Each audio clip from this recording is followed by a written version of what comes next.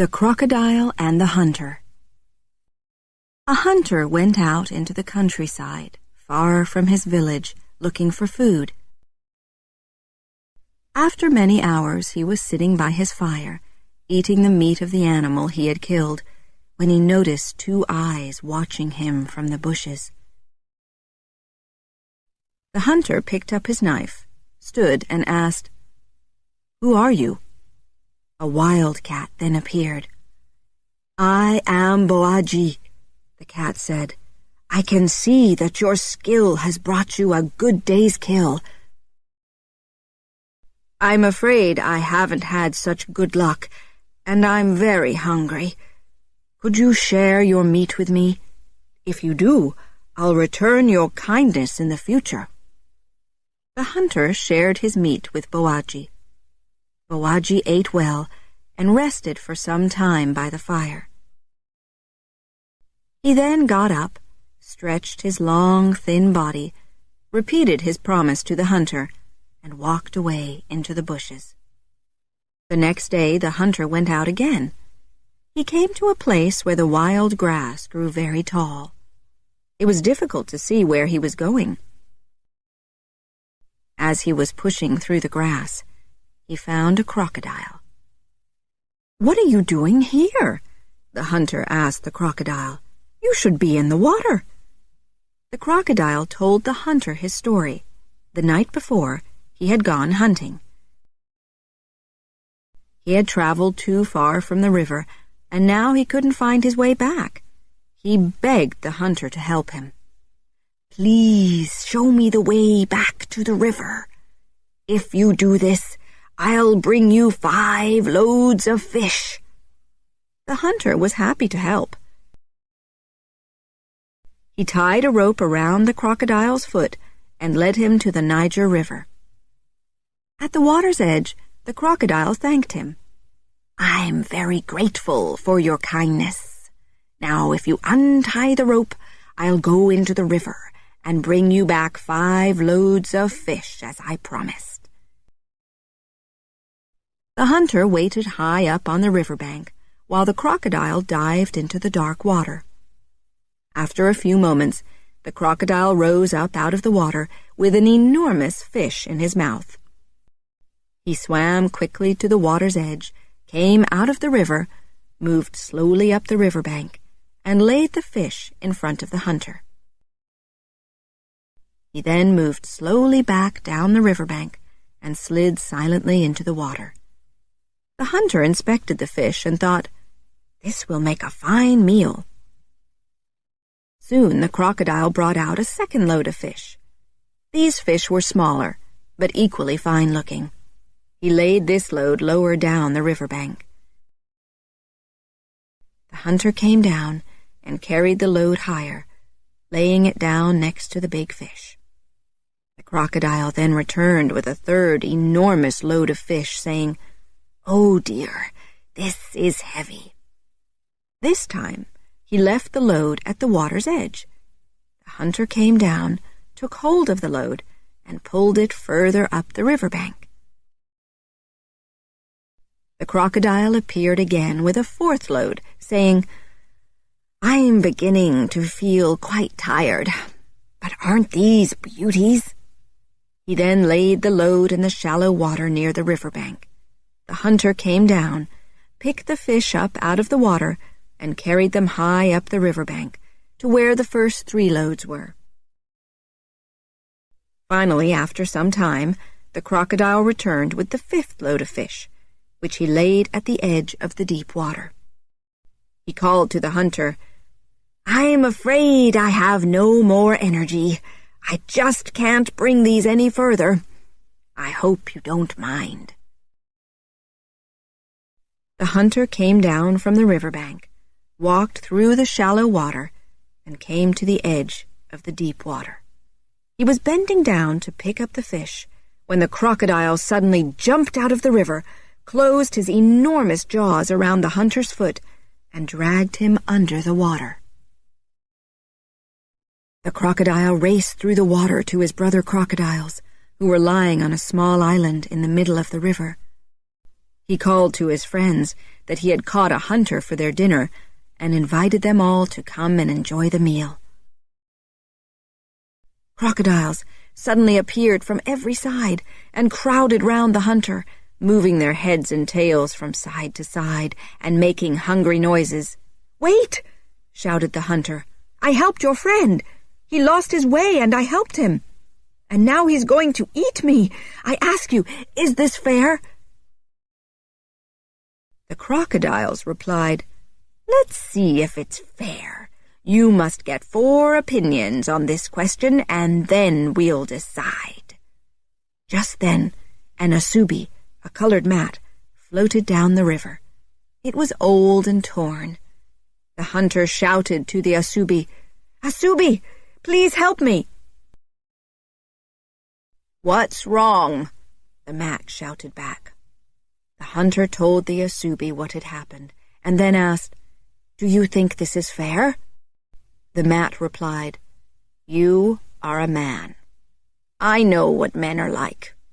When a mat is new and can be used for many things, they respect it and care for it. They keep it clean and put it away carefully when they have finished using it. But when a mat is old, they forget that it used to be their friend. They throw it away. They throw it into the river. You ask me if life is fair. Life is not fair.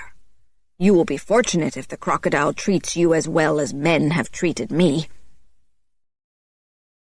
The mat floated away down the river. The crocodile turned to the hunter and asked, "Did you hear that? Did you hear what the asubi said?" Then an old torn piece of cloth came floating down the river. The hunter cried, "Cloth, please help me." "What's wrong?" the piece of cloth shouted back. The hunter told the piece of cloth what had happened, and then asked, "Do you think this is fair?" The piece of cloth replied, "You are a man. I know what men are like.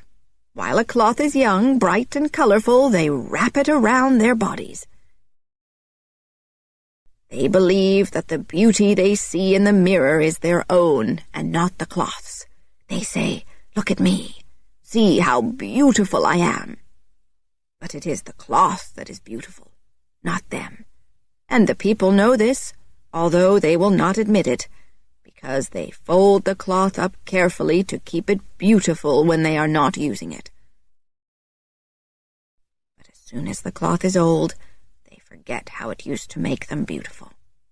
They throw it in the river. You ask me if life is fair. Life is not fair. You will be fortunate if the crocodile treats you as well as men have treated me." The piece of cloth then floated away down the river. The crocodile asked, "Did you hear? Did you hear what the cloth said? What do you think now?" A horse came down to the riverbank to drink. The horse was old and thin. Her owners had forced her to leave their farm because she was too old to work. The hunter cried, "Horse, please help me." "What is the problem?" the horse shouted back. The hunter told the horse what had happened, and then asked, "Tell me, do you think this is fair?" The horse replied, "You are a man. I know what men are like. When a horse is young, they look after her well. She has a warm home. The boys brush her and give her the best grass. She is given as much food as she can eat. But when the horse is old and cannot work or have babies, when she is weak and sick, they take her out into the countryside and say, 'Look after yourself now.' You ask me if life is fair. Life is not fair. Look at me. You will be fortunate if the crocodile treats you as well as men have treated me." The horse then walked slowly away. The crocodile said to the hunter, "You heard what the old horse said, didn't you? You've had 3 opinions now." Then a wild cat came down to the riverbank looking for fish. It was Bowagi. The hunter cried, "Bowagi, please help me." "What's wrong?" asked Bowagi. The hunter told Bowagi what had happened, and asked him if this was fair. Bowagi thought for a moment and replied, "That is difficult to judge. First, I must know all the facts. I want to hear the crocodile's side of the story too, but if I do this, the crocodile must accept my final decision." "Of course," the crocodile replied. Bowagi asked the crocodile, "How did the hunter bring you here?" "He tied a rope around my foot and dragged me here," answered the crocodile. Bowagi asked, "Did it hurt?" The hunter interrupted, "That's not true. He's lying. I didn't drag him." Bowagi stopped the hunter. "I cannot judge that until I have seen it. Come here and show me exactly what you did." So the crocodile and the hunter came out of the river and onto the shore. Bowagi told the hunter to tie the rope around the crocodile's foot, exactly as he had done before. The hunter did this. Bowagi then asked the crocodile, "Is this what it was like?" "Oh, yes," answered the crocodile. "This is what it was like, and soon it began to hurt." Bowagi said, "I can't decide that yet. The hunter is going to have to lead you back again, so I can examine this accurately. Do as I say, and I will follow you." The hunter picked up the rope and led the crocodile back into the tall grass, while Bowagi followed. They walked for some time in the hot sun until eventually they came to the place where the hunter had met the crocodile. "This is the place," said the hunter. Bowagi asked the crocodile, "Was it here?" "Yes, it was here. And from here the hunter dragged me behind him to the river." Bowagi asked, "And you were not satisfied?" The crocodile answered, "No, I wasn't." Bowagi told the crocodile, "Good. You punished the hunter for hurting you by dragging him into the river. So now this argument is finished. To avoid more quarrels of this kind, the hunter must untie the rope and leave you here in the tall grass. This is my decision." "What?" shouted the crocodile angrily. He brought his tail down hard against the earth and spun around to face Bowagi and the hunter. "I'll never find my way back to the river." The hunter looked at Bowagi and smiled. They then left the crocodile there, screaming in anger. The hunter thanked Bowagi as they walked away.